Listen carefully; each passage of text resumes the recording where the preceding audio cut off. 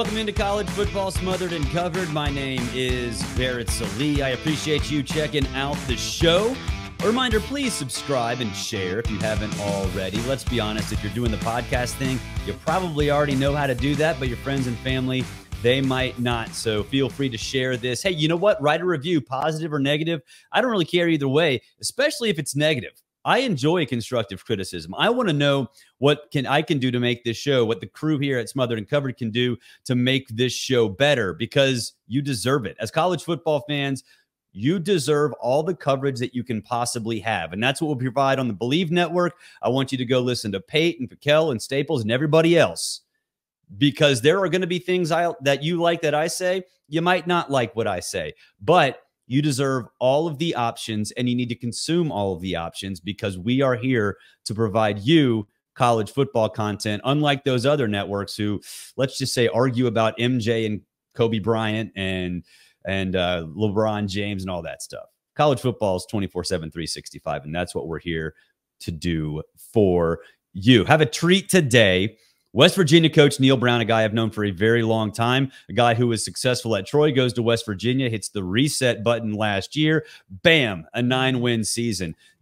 Joined now by one of the best coaches in college football, a guy who's been around the block in a variety of different roles across the Southeast. Now he is the head coach at West Virginia. He is Neal Brown. Neal, what's going on? Well, appreciate the kind words, Barrett. Appreciate you having me on. Look forward to it. So I read 16 months ago, you called it the reset. And I'd say the reset went pretty good, like blowing in the Nintendo cartridge when you couldn't get it to work. And now you have a 9-win season. Everything is hunky-dory in Morgantown. Tell me, like, the process. What happened? What did you try to implement when you hit this reset button? Well, I think anytime things don't go the way you want to or the way you expect them to go, like, you have to kind of look in the mirror first and foremost. And we had a ton of success at Troy. We had a great run there where we won 30-plus games in 3 years, and conference championship, bowl games, had big wins against LSU and Nebraska, and came to West Virginia in a place that I believe then and I still believe now that really fits culturally. I'm from Central Kentucky. So it's close to home base for my wife and I. And it's a program that's steeped in tradition, and it matters here. And, the first 5 years were tough. There's a lot that happened in college athletics, yes. You have COVID, you have NIL, you have the transfer portal. And we were kind of just treading water. And then in 22, things I thought we underachieved, once you get done, and we finished well. We beat Oklahoma. We beat Oklahoma State. Won 2 of our last 3 there, finishing up. But we're 5-7, missed a bowl game, and just disappointed. I thought our talent was better, and we didn't perform anywhere close to what I thought we could offensively. And then defensively, we just simply weren't good enough. And so I think that really made me kind of look in the mirror and kind of evaluate, what I was doing as the leader of the organization. And a lot of our processes changed. I think it started with me is taking a really look and say, okay, what are the things that are necessary that I do as a head coach? And then what am I really good at? And let's spend all my time on what I'm good at and what's necessary, and what's necessary in the role now is roster management, is dealing with name, image, and likeness, and raising funds for name, image, likeness. What I'm good at, I got the job at Troy and then here because we've been really good on offense. And so I took a more direct role with the offense. And then one of the strengths I've had throughout my career is just relationships with players. And then a lot of the other stuff is we've had people in place, is just letting them take it and run with it, whether it's strength conditioning, whether it's planning. Our defense, our special teams is making sure we have the right people in place, and then giving them the resources they need and let them run with it. And that's kind of how we attacked it. And then I think on the field, this is important, is we changed schematically what we did defensively. We really felt like we'd been and we were really good on defense at Troy, and we'd been, we were one of the top defenses in the country in 2020 here, and had been good, and then just kind of went off the rails in 22, and looked at who we needed to be able to compete in our league, and how we could get the talent here that was going to give us that opportunity. And we felt like switching to a 3-down front gave us that opportunity. So we made a system change and a philosophy change there. And then on offense, just went all in with a dual threat quarterback. And that's something that in both quarterbacks we have that have an opportunity to play for us, and Garrett Greene and Nico Marchio are guys that we recruited here that have been in our program, and they're dual threat guys. And we went and we're really going to lean on the run game. And we were the leading Power 5 rushing offense in the country last year. And we want to be more explosive in the pass game. And we were. There's some things we got to get better at in the pass game, but we were extremely explosive. And so really just that offensively. And then, just the identity of our team. I think it's important for the football team, especially in West Virginia, that we mirror our state. And we felt like that who we needed to be from an identity standpoint is we needed to be a team that was disciplined and not beat ourselves. We need to be a team that played extremely hard. We need to be a tough mental and physical team, and then we need to be smart. And we started training that way year round. There's, you have football meetings, you have OTAs in the summer. And we took this year-round approach to being better football players. And whether it's fundamentals and incorporating fundamentals into our offseason with our strength coaches, and it's paid off. Now we're not where we want to be yet. The goal here is to compete for championships late in the month of November and get into that game in Dallas. And we feel like we can do that. We can get in the playoff. And so we haven't reached those goals yet, but we're much further than we were, when we started this back in January of 23. You mentioned Garrett Greene, your quarterback, and you look at some of these preseason predictions, and I'm looking at Pro Football Focus and their top 10 quarterbacks returning. And obviously it's, Carson Beck and Quinn Ewers, and bam, there's Garrett Greene right there on that graphic. For those who haven't necessarily paid much attention to Garrett Greene or know a lot about him, what does he bring to the table, both as a player and as a leader for your team? Well, he's a dynamic playmaker on the field. He's really fast. In our most recent practice, he had over 21 and then had a 70-plus run. So he's really explosive. He's got all the arm talent. He can make all the throws the deep ball extremely well. Talking about Pro Football Focus, the reason they're so high on him because his explosive play rate and his ability to be accurate downfield on explosive passes and explosive runs. He was one of the top in the country in explosive runs last year. And he is the leader of our football team. He's got a great personality. He understands athletics. I think that comes from his upbringing. His dad's the bullpen coach for the Milwaukee Brewers. So he grew up in a family. That's awesome. Yeah. He grew up in a family of understand his grandfather was involved in baseball, was a junior college baseball coach for a long time and involved in baseball. So he comes from an athletic family that really understands, and they were patient. It didn't happen for him overnight. He really took over the reins as our starting quarterback with 3 games to go in 22, the year we talked about where we really struggled, and we won 2 of those games, and that just kind of rolled in to the success he had in 23. And we've got sky-high expectations for him. There's things he's got to get better at. He's got to get his completion percentage has to come up. He was at 53% last year. I think he has the potential, and we're really working on some things fundamentally to get him up in that mid-60s. And I think if he can do that, then what that does is it makes us more efficient in the red zone, more efficient on third downs. And, we can go from a, mid-20s national offense into hopefully a top 10 team. Tyler Allen in as your quarterback's coach. What's that relationship like, and how is he helping Garrett Greene get to that point? Yeah, so Tyler's done a great job, and I think it's so Tyler was with Matt Canada as a student coach at LSU, and I always laugh. So he was on the staff at LSU as a student coach when we beat him.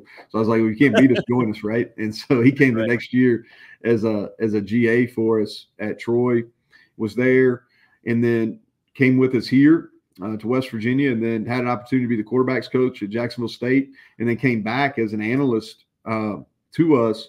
And he's really it's a great, because he's been instrumental in our success at Troy, and then here at West Virginia, especially last year after being gone for 2 years.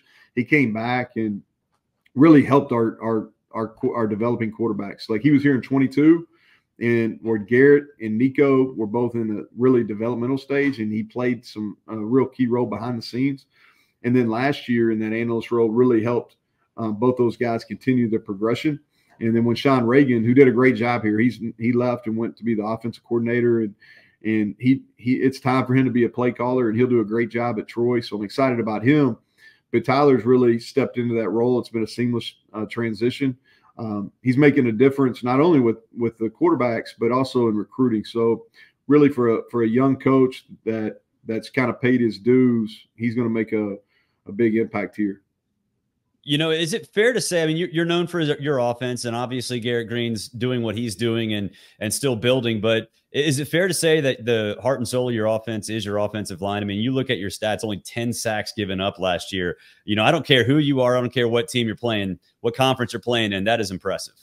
Well, that's something that we really, as we built this thing, we've built this through both line of scrimmages. And so when we got here, that was a struggle. We didn't have a whole lot of depth. And, we really feel like that we have the best strength conditioning coach in the country in Mike Joseph. We feel like that we've really established one of the best nutrition programs in the country. And so those two ingredients are really important as you put together your line of scrimmage, because what we want to be is we want to be a group that recruits and really out-evaluates guys and takes guys with growth potential, bring them in, put them in our program, develop them, and then be able to retain them. And that's kind of the recipe for success, we believe, here at West Virginia. And we've been able to do that across both line of scrimmages. We have Zach Frazier, who really changed our program. He came in, he started every game but one, played in every game consecutively up until he got hurt in his very last game against Baylor in the regular season. But he was an elite player, but he was an elite worker. And what happened was he really changed our offensive line room and really set the standard and the expectation how they were going to prepare, both in the weight room, on the field, in the meeting room. And then the offensive line and defensive line, they're always going against each other, whether it's winter conditioning, whether it's in spring football, summer conditioning, into fall camp. And so that offensive line really set the tone for our defensive line and how they worked. And so those areas they're both the strength of our team. And I think that's a key for us. We've got to be a tough team. And, we talk about mental toughness a lot, but there's a physical component, and it's set every single game on the line of scrimmage. And if you look, Zach Frazier's got a chance to be a late first, early second-round pick at the end of this week. We really believe our left tackle that returns, Wyatt Milam, will be a first-round pick next year. Thomas Remack, who is another – Wyatt was a freshman All-American. Zach Frazier was a freshman All-American. Thomas Remack was a freshman All-American. And then we return really 5 of our top 7 guys up front, and we've got some redshirt freshmen that are ready to step up. And so we're going to miss Zach. We felt like he was the best interior offensive lineman in the country last year. But we also think that we have pieces in place. Brandon Yates will step into that role as a center. And we don't expect our production up front to lag. You mentioned fundamentals defensively, and I was reading how tackling has been, a big part of this. And it sounds so easy to say, hey, we need to work on tackling. But in this day and age with limited contact in practices, how is your approach? And obviously philosophically, you said you were being more hands-on with the offense, but just philosophically, as you've watched this game sort of evolved, how hard is it to simply work on tackling in practice? We have to be intentional, and you have to understand that there is some risk when you do tackle. And it's not necessarily the actual tackling piece. It's having bodies on the ground. That's where the real risk is. And so what we've done is we really spent a ton of time last winter studying and then taking a year-round approach to tackling. And it has a lot to do with some of the fundamentals and how you can work some of those fundamentals in a legal manner in your off-season program. And it has to do with bending and working on getting your hips through and taking angles, working really pursuit angles as part of your conditioning. And so actually doing, when you get into your speed and your conditioning, actually doing that in a football mode, and doing it where you're working angles as you run. And so I think that's been a big help. We've done a ton of grip work, because so much of tackling is just grabbing hold of people. So we've done a ton of real grip work.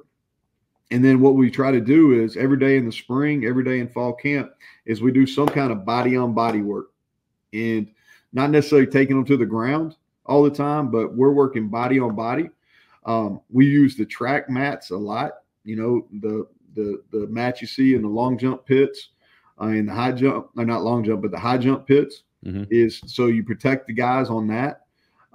Defensively, we do a tackling circuit and what we call path to the ball circuit. That's really about block destruction.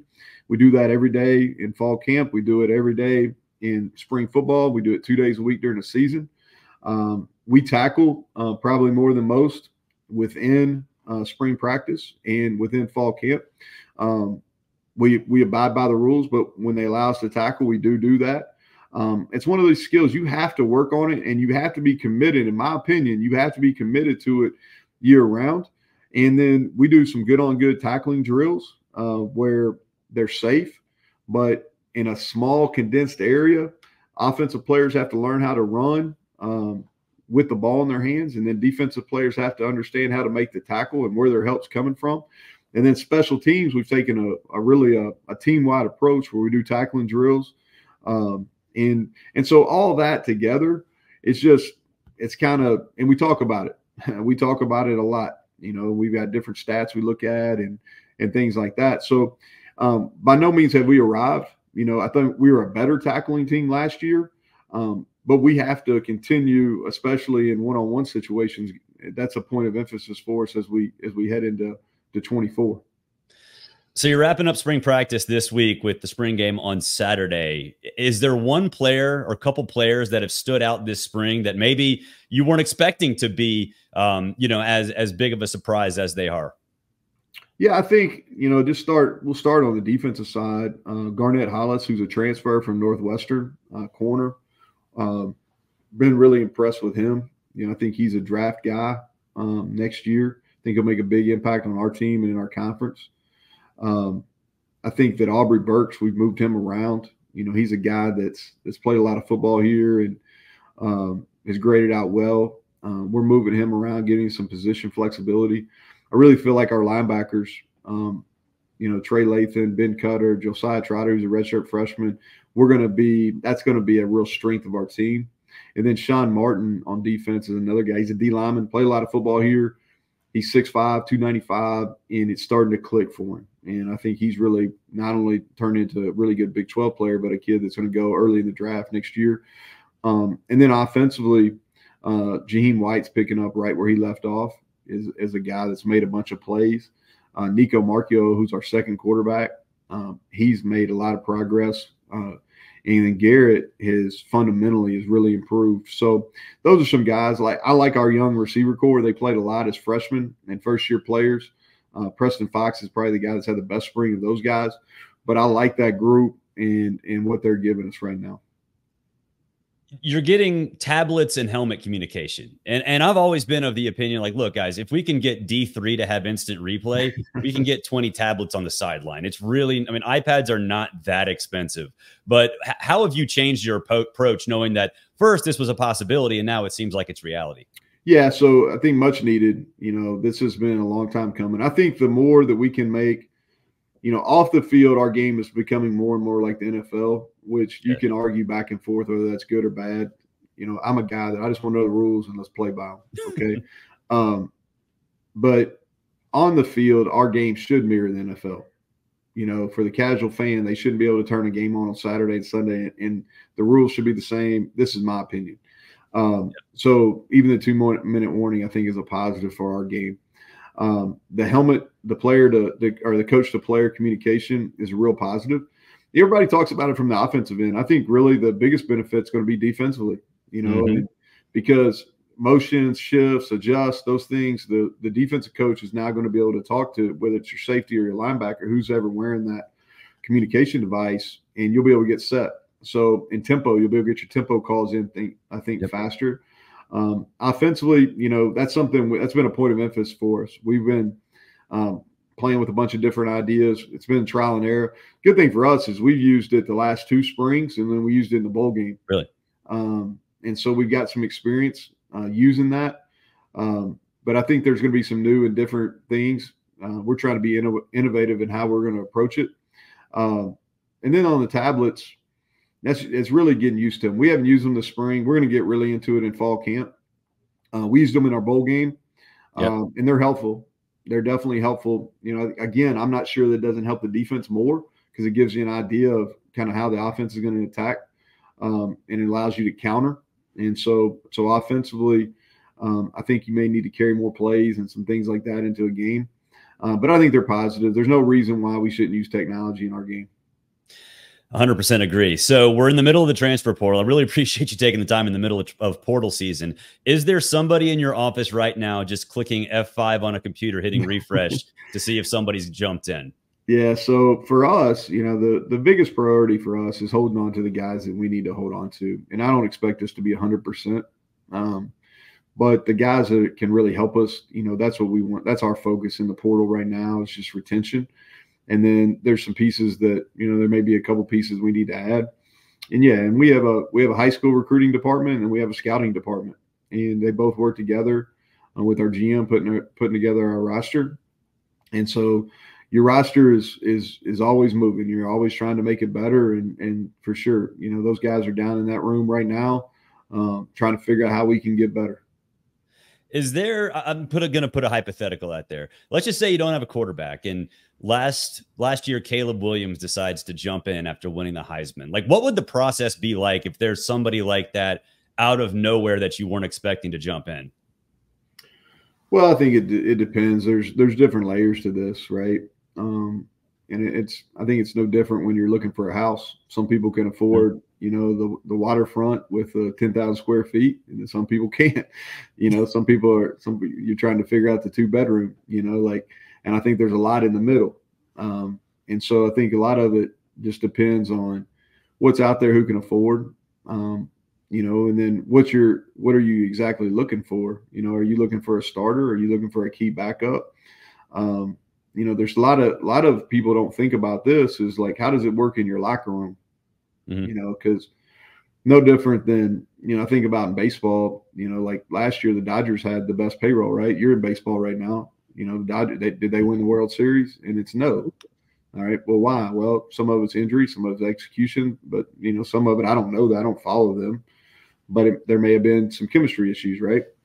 And so I think we're dealing with the same thing. So it's got to be right fit. So I think really what you do is the process works like this.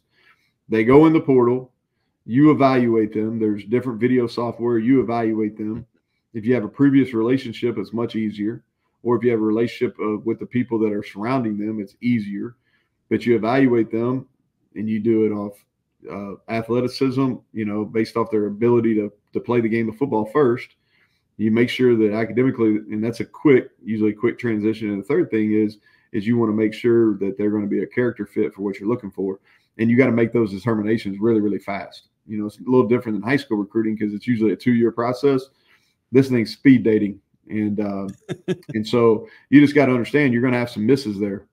And but you want to make sure your processes are as good as they can be to minimize the misses you're going to have.